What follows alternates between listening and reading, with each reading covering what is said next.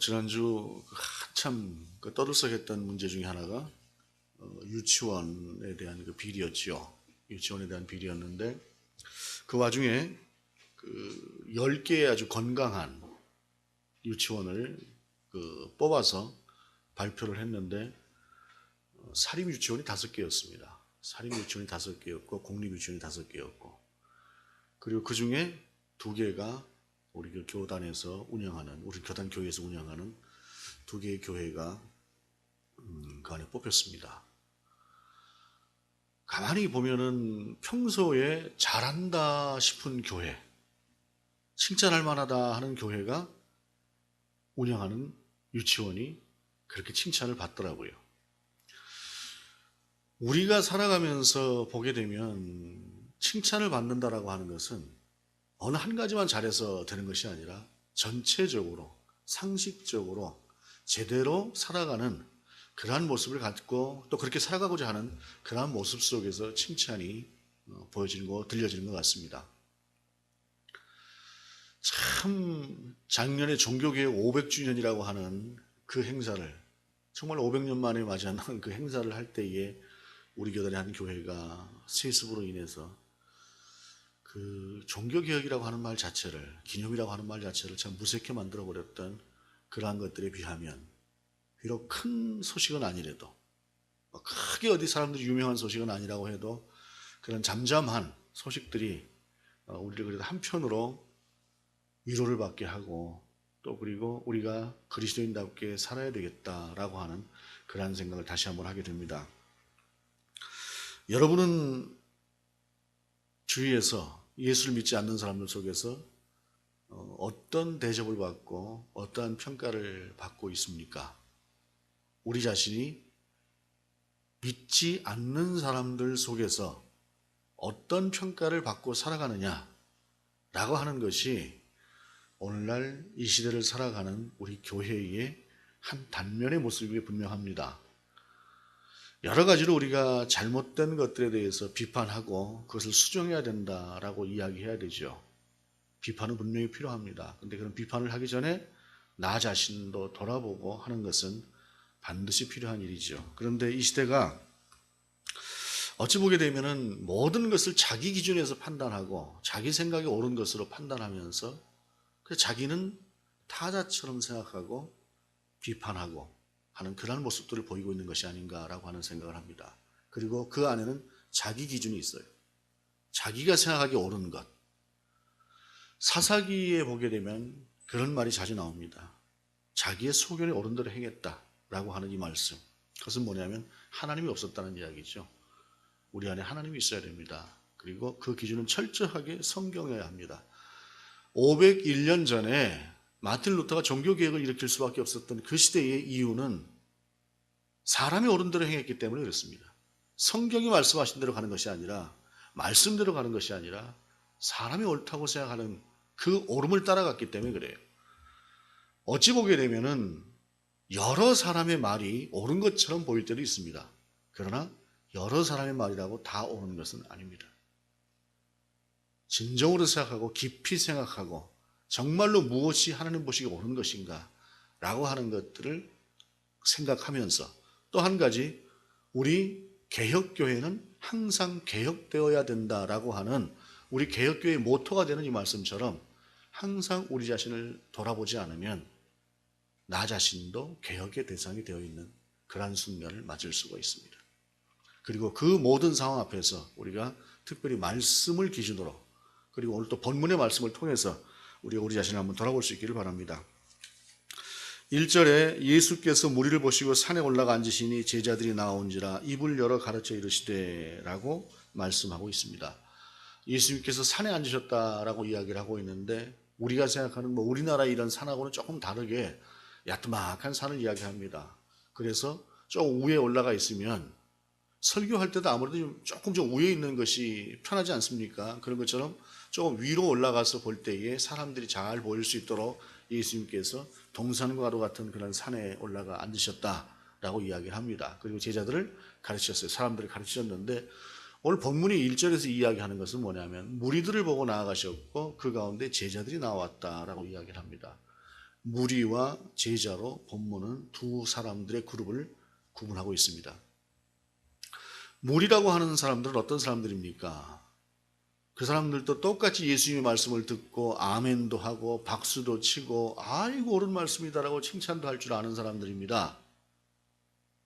그런데 그들은 또 어떤 사람들이냐면 예수님께서 십자가에 달리셨을 때에 죽여라 죽여라 하기도 했던 그런 사람들이기도 합니다. 무리라고 하는 것은 분명히 앞에서 이야기하고 있는 제자와는 다른 사람들을 이야기하는 것입니다. 제자는 무엇입니까? 제자들도 예수님께서 십자가에 달리시는 그 무렵에 갑자기 공포스러운 분위기가 조성되고 하니까 도망도 갔고요. 예수님을 부인도 했습니다. 비겁한 모습, 연약한 모습은 무리들하고 다를 것이 없었습니다마는 그러나 그들은 기다리라고 하는 곳에서 기다렸고 그리고 예수님을 만났고 그리고 성령님에 의해서 주님을 따라갔던 그러한 사람들이 제자들입니다. 일견 보기에는 다 비슷해 보이는 사람들일 수 있지만 부족하고 연약한 중에도 예수 그리스도를 따라가는 사람은 제자고 멀리 타자로서 그저 옳다고 박수는 칠 줄 알지만 그 안에 순종이 따라가지 않는 사람은 제자가 아닙니다. 제자들이 예수님께 나왔습니다. 그리고 예수님께서는 그들에게 입을 열어서 말씀하셨습니다. 그 입을 열어서 첫 번째 말씀하신 말씀이 심령이 가난한 자는 복이 있나니 천국이 그들의 것이며 라고 말씀하고 있습니다. 그 이하의 말씀도 대단히 중요한 말씀들이지만 그러나 오늘은 이 3절을 중심으로 해서 우리가 살펴보도록 하겠습니다. 이 말씀은 가난한 자가 복이 있다라고 하는 말로 풀이해도 크게 틀리지 않는 말씀입니다. 실제로 누가는 가난한 자가 복이 있다라고 말씀하고 있습니다. 특별히 오늘 마태복음에서 심령이 가난한 자는 복이 있나니라고 우리 주님께서 가르치신 이 말씀은 마태복음 전체를 통해서 예수님께서 가장 처음 가르쳤던 첫 가르침입니다. 첫 가르침이 심령이 가난한 자가 복이 있다라고 말씀하셨습니다. 다시 말씀드리지만 가난한 자가 복이 있다라고 해석해도 전혀 틀리지 않는 그런 말씀입니다. 가난한 자가 복이 있다라고 하는 말은 적어도 그때 당시의 개념에서 사람들이 이해하기 어려운 부분이었을 것입니다. 그리고 오늘을 살아가는 우리도 이 부분을 쉽게 이해하기는 어려운 부분입니다. 가난이 복이라니요. 부자가 복이고 잘 되는 것이 복이고 권세 있는 것이 복이고 머리가 될지언정 꼬리가 되지 않는 것, 이것이 분명히 복이다라고 하는 생각을 하고 있는 그 상황 속에서 우리 주님은 가난한 자가 복이 있다라고 말씀하고 있습니다. 물론 그 앞에 심령이 가난한 라고 하는 전제를 붙였지만 가난한 복이 있다라고 하는 것을 우리 주님께서 말씀하십니다. 여러분, 가난이라고 하는 것이 정말로 복일까요? 가난이라고 하는 것이 가난이 복입니까? 우리 모두가 다 가난을 조금씩 겪어봤던 그러한 삶을 살았던 분들이 대부분이다라고 생각을 합니다. 가난했던 시절을 지금도 또 가난함에 속해 있는 그러한 삶을 살아가고 있기도 하고, 그런데 그 가난이라고 하는 것이 복이다라고 하는 것을 적어도 생각하는 것은 그렇게 쉽지 않은 것 같습니다. 누구도 부자가 되고 싶어하고 누구도 권세를 쥐고 싶어하고 누구도 사람들 위에 좀 서 있고 싶어하고 사람들을 부리는 사람이 되고 싶지 부림을 받는 사람이 되고 싶어하는 사람은 없을 것이기 때문입니다. 그런데 본문은 가난한 자가 복이 있다라고 말씀하고 있습니다. 우리는 그리고 성경 속에서 실제로 가난이 복이었던 그러한 모습들을 많이 바라볼 수도 있습니다. 처음에 왕이 되었던 사울, 그 사울이 처음에는 참 그 마음이 심령이 가난한 사람이었습니다. 그런데 그가 40년을 집권하면서 조금씩 권세를 주기 시작하고 권력을 휘둘러 보기 시작을 하고 모든 것들이 자기에게로 모이는 그런 순간에 그는 그것을 결코 놓고 싶지 않았습니다. 그렇기 때문에 하나님의 뜻에 반해서 오히려 하나님을 거역하는 그러한 자의 모습으로 그가 살았습니다. 그의 심령이 가난했던 때에는 그가 하나님 보시기에 선하고 아름다운 모습이었지만, 그러나 그 심령 속에 하나님이 아닌 자기 자신을 채우면서 가난이라고 하는 것을 잃어버린 순간에 그는 하나님을 떠난 사람이 되어버렸습니다. 하나님의 마음에 합한 자였다라고 하는 그러한 칭찬을 받았던 다윗도 마찬가지였습니다. 초기에 다윗은 얼마나 아름다운 모습을 가졌는지 모릅니다. 그런데 그 다윗이 정점에 섰을 때에 그는 남의 아내를 탐하는 사람이 되어 있었습니다. 남의 아내를 탐하고 간음을 하는 그러한 죄를 넘어서서 그것이 들통날까 봐 그 여인의 남편을, 자기 자신에게 철저한 순종의 모습을 보이고 있는, 충성을 보이고 있는 그 아름다운 부하 장수를 전쟁터에 내보내서 죽게 만드는 극악한 죄를 저지르게 됩니다. 그가 부자였을 때에 그러한 죄를 저지르게 되었습니다. 우리가 잘 알고 있는 부자와 나사로의 이야기가 있습니다. 성경은 별다른 것 설명하지 않고 부자는 지옥에 갔다고 이야기를 합니다. 그리고 예수님께 나왔던 한 부자 청년의 이야기를 우리는 잘 알고 있습니다. 그가 예수님께 칭찬을 받을 만큼 그의 삶은 건실했고 하나님 중심의 삶이었습니다. 그런데 그에게 너의 모든 것을 가난한 자들에게 나눠주고 너는 나를 따르라고 했을 때에 그는 그 예수님의 말씀을 따르지 못하고 떠나고 말았습니다. 부요함이라고 하는 것은 이런 부분입니다. 그렇다고 한다면 부자가 문제인가요? 오늘 본문 10절을 보게 되면 뭐라고 말씀하고 있습니까? 오늘 본문 10절에 의를 위하여 박해를 받은 자는 복이 있나니 천국이 그들의 것임이라 라고 말씀하고 있습니다. 심령이 가난한 자는 복이 있나니 천국이 저들의 것이요. 맨 마지막 8번째 마지막 복도 결론은 천국으로 가 있습니다. 그것은 무엇일까요? 가난한 자체가 복이 있는 것이 아니라 가난해서 천국을 바라볼 수 있는 그런 상황 가운데 놓여져 있는 것이 복이다라고 하는 이야기입니다. 결국 복은 무엇이냐면 천국이 복이라고 하는 것을 이야기하는 것입니다. 그런데 실제로 부자였을 때에, 뭔가 힘을 가졌을 때에 그런 사람들이 하나님 중심으로 사는 것이 너무도 어렵기 때문에 아무것도 지금 갖고 있지 않고, 그래서 너무 가난해서 어떻게 주님의 말씀이라도 듣고 위로를 받아보려고 나와 있었던 그 사람들이었기 때문에 주님께서는 그들을 가난한 자가 복이 있다라고 말씀하셨던 것입니다. 당신을 만나러 오셨고 당신을 통해서 하나님을 바라보려고 했던, 그래서 천국을 바라보려고 했던 그들이었기 때문에 그들이 복이 있다라고 말씀하셨던 것입니다. 실제로 욥이라고 하는 사람은 대단한 부자였습니다. 그는 칭찬받는 부자였고 마지막도 하나님께서 그를 부요한 자로 존재케 하셨습니다. 그가 왜 하나님 앞에서 그런 칭찬을 받을 수 있을까? 부자임에도 욥기 1장은 분명하게 말씀하고 있습니다. 그의 삶이 오직 하나님 중심이었다라고 하는 것을 성경은 우리 가운데 분명히 말씀하고 있습니다. 그는 겉으로 보이는 것은 부자였지만 그의 심령이 가난한 사람이었습니다. 오직 하나님으로만 채우려고 하는 그러한 삶을 살았던 사람이 바로 그 사람이었습니다. 초대교회가 시작될 무렵에, 그리고 예수님께서 사역하시던 그 시대에 예수님을 후원했던 한 집안이 있습니다. 바로 마가의 집입니다.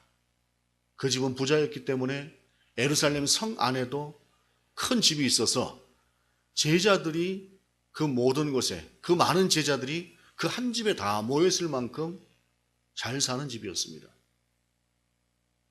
예수님을 후원했고 나중에 교회를 후원했던 그들 속에는 주 예수 그리스도가 있었습니다. 그렇기 때문에 겉으로는 부자였어도 그들의 심령은 가난한 사람들이 될 수 있었던 것입니다. 예수님의 시신을 수술했던 아리마대 요셉이라고 하는 사람은 공회원이었습니다. 그 공회원이었던 아리마대 요셉은 당시로서는 상당히 권력자였습니다. 그 권력자임에도 불구하고 그는 예수님을 가슴에 품고 살았던 사람이었습니다. 자신이 아닌 하나님을 그 안에 두고 살았던 사람이었기 때문에, 그의 심령은 가난했기 때문에 그는 그와 같은 칭찬받는 자로 존재할 수 있었습니다. 두아디라 성에서 자주장사를 했던 부자 루디아를 우리가 잘 알고 있습니다. 그가 바울을 도왔던 그것은 그의 재정이고 그의 넉넉한 부유함이었습니다. 그는 부자였지만 하나님의 말씀을 사모하는 사람이었고, 하나님의 복음을 전하는 그 바울에게 자신의 것을 드릴 수 있었던 하나님 중심의 사람이었던 것입니다. 중요한 것은 부자라고 하는 것 자체, 그 자체가 저주가 아니고 가난 자체가 복이 되는 것이 아니라, 가난하기 때문에 그 안에 예수로 채워질 수 있는, 가난하기 때문에 겸손하게 하나님을 바라볼 수 있는, 그래서 결국엔 천국이 주어질 수 있는 그것이 바로 복이다라고 하는 사실입니다. 언제부터인가 한국교회가 세계에서 제일 큰 교회 1, 2, 3를 차지한다느니, 10손가락 안에 몇 개가 들어간다느니 하는 그러한 자랑을 하기 시작을 했습니다. 한국교회는 짧은 시간 내에 급성장을 한 그러한 모습을 세상 가운데 보여줬고, 세상이 놀랄 만큼 그렇게 복음이 확장되었습니다. 이것은 분명히 자랑할 만한 일입니다. 그런데 그 교회가 커지고 10,000명이 들어가는 예배당을 지은 교회, 7,000명이 들어가는 예배당을 지은 교회, 5,000명이 들어가는 예배당을 지은 교회, 그런 교회들이 들어서기 시작하면서 교회는 오히려 지탄의 대상으로 변해가고 있습니다. 이것은 가난이 복이 있다라고 하는 사실을 우리 가운데 역설적으로 보여주는 모습이기도 합니다.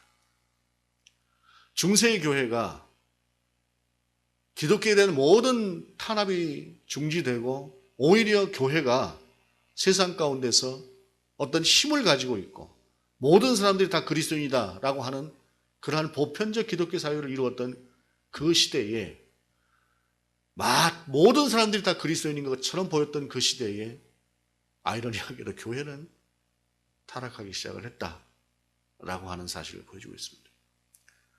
그 타락한 교회, 부패한 교회를 피해서 많은 사람들이 광야로 나갔습니다. 우리는 오직 하나님만 바라보겠습니다. 그 사람들이 모여들기 시작하면서 수도원이 생겼습니다. 모여들고 사람이 모여들고 수도원이 커지다 보니까 수도원도 권세가 되기 시작을 했습니다. 그리고 수도원도 타락하기 시작을 했습니다. 그러나 그 속에서 그럼에도 불구하고 하나님 중심으로 살아가려고 처절하게 몸부림쳤던 그러한 사람들이 있었기에 교회는 그때도 지금도 앞으로도 주 예수 그리스도의 몸된 몸으로서 여전히 존재할 것입니다. 루터라고 하는 사람이 이렇게 뛰어난 사람도 아니었습니다. 그러나 그가 그렇게 살기를 원했기에 하나님께서는 그 루터라고 하는 사람을 사용해서 501년 전부터 이 땅의 교회들을 바꾸셨습니다. 그리고 오늘에 우리가 있게 하셨습니다. 자, 이제 우리 자신을 한번 돌아보십시다. 그리고 오늘 본문 속에서 이 말씀을 전하고 있는 주 예수 그리스도를 바라보십시다. 산이 있습니다. 저 산 저쪽에 앉아 계시는 예수 그리스도, 예수 그리스도의 너머로 그 뒤로 하늘이 보이고 있을 것입니다. 그것은 천국을 의미하는 것일 수도 있습니다. 그 속에서 우리 주님께서 이불절을 가르치시기 시작을 합니다. 자, 우리는 어느 정도의 거리에 있을까요? 저 멀리서 아유 잘한다, 우리 예수님 말씀 옳다 박수치고, 그것도 좋지요. 근데 한 걸음 더 나가보십시다. 한 걸음 더 나가서 좀 더 예수께로 가까이 나아가고 그 예수님 앞에서 제자로 부르심을 받는, 제자로 인정받는 그러한 사람으로 세워져 가십시다. 지난주에 그 목사님들, 동기 목사님들 몇 분하고 종각에서 만나기로 했습니다. 종각에서 만나기로 했는데 종각역에서 내려서 연락을 이제 서로 그때 가서 한번 이제 어디서 구체적으로 만날지 한번 논의해보자라고 해서 6명이 만났는데, 문자가 이제 서로 이제 왔다 갔다 하면서 종로서적 앞으로 오시오, 이렇게 문자가 왔어요. 종로서적 앞으로 딱 오라고 하니까 저는 7, 80년대를 종로에서 살았던 사람이고 하니까 뭐 내가 잘 알지 종로, 뭐 종로 서적 잘 알지 하고 자신 있게 종로 서적으로 갔는데 종로 서적이 안 보입니다. 그래서 할 수 없이 나중에 물었습니다. 종로 서적 어디 있습니까? 했더니 지하에 그 들어가는 입구가 있다고 알려주더라고요. 내가 6명 중에는 유일하게 서울 사람에 가까워요. 뭐 출생은 제가 시골에 됐지만 거의 평생을 서울에 살았으니까 서울 사람이나 마찬가지인데 5명의 친구들은 다들 이제 지방에서 태어나기도 하고 했던 친구들인데 그 사람들은 잘 찾아가는 거를 안다고 하는 나는 못 찾아가고 헤매고 있더라고요. 여러분 아는 것 같지요? 다 아는 것 같지요? 그런데 그것이 오히려 독이 되는 경우가 있습니다. 날마다 하나님 앞에서 나를 바라보지 않으면, 날마다 나를 되새기지 않으면 내가 다 알아. 그런데 엉뚱한 곳을 가고 있는 것이 있다는 것입니다. 오늘 본문 우리 가운데 말씀합니다. 심령이 가난한 자가 복이 있다. 우리가 억지로 가난해질 필요는 없겠지요. 그러나 우리 속에 하나님이 아닌 자꾸 다른 것으로 채워져가는 우리의 모습을 하나씩 하나씩 비워보십시다. 그리고 말씀하시는 주님을 향해서 그저 멀리 떨어져 있는 사람이 아니라 좀 더 가까이 가서 주님 말씀하시면 제가 손해가 가더라도 제가 힘들어지더라도 그 말씀대로 제가 살아내겠습니다. 라고 하는 자세로 우리 주님 앞에 나아가십시다. 그 연약한, 부족한 우리의 모습이지만 그러나 그 순종을 통해서 하나님께서 우리를 그리고 이 땅의 교회들을 당신의 복음을 세워가실 것입니다. 한 걸음 더 우리 주님께로 나아가십시다. 기도하시겠습니다. 하나님, 우리가 우리의 뜻이 아닌, 우리의 생각이 아닌 하나님의 뜻에 우리 자신을 맞추고 나아가는 그러한 그리스도인 되게 하시옵소서. 멀리 서서 그저 그 말씀이 옳습니다 라고 박수치고 돌아서서 잊어버리는 무리들이 아니라 부족하고 연약할지라도 주님의 말씀이면 우리의 삶을 통해서 순종으로 나아갈 수 있는 그러한 제자가 될 수 있도록 인도하여 주옵소서. 주 예수 그리스도의 이름으로 기도드립니다. 아멘.